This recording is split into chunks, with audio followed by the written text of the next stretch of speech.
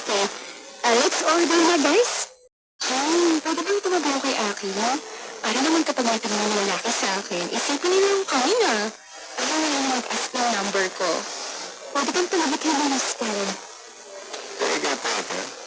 Nagsisimos ka, no? Paano ba, no?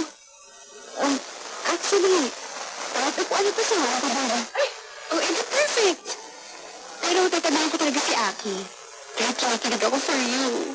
Finally, may isama kang pogi sa group natin. Huwag ka na mag-deny. Itinago mo siya sa amin. Kasi gusto mo siyang solohin. Baka kasi hindi mo nakapagod sa pag-radio. Ako, ano ba pinagsasabaw dyan? Pero sinusong ka ng akin. Bakit gusto mo ligawan si Jane? Wala nang magkatabahilan. I just like her.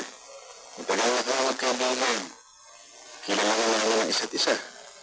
So I thought, maybe it's time to take it to the next level.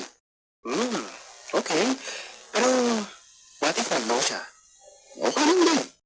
I can take rejection. Lalo na kung kay Jane. Kasi kahit anong mangyari, friends pa rin kami. Nice answer. Chill, pero sincere.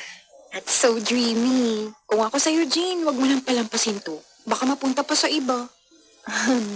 Guys, tama na muna yan. Let's order na, please. Oh my gosh, nabasa yung blouse ko. Wait, ako na. Karen, pakiabot mo yung napkin. Inuutosan mo ako? Kiss muna. Karen, grabe ka naman. Well, joke lang. Bawal KG dito. Nabasa niyo noon pa ako nagpareto.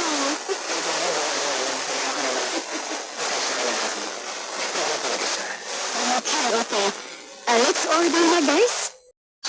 Pwede bang tumabaw kay Aki, no? Para naman kapag may tanong ng lalaki sa akin, isipin nila yung kanina. Ayaw nila mag-ask ng number ko. Pwede bang tumabit yung mga Karen? Kahin, edi sana noon pa ako nagpareto. Hoy Karen, bunganga mo. Mahiya ka naman. Pasensya ka na, Aki. Kanya lang talaga siya. Okay. Let's order na, guys.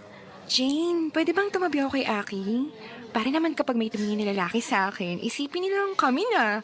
Para wala na mag-ask ng number ko. Pwede ka na tumabi kay Louie.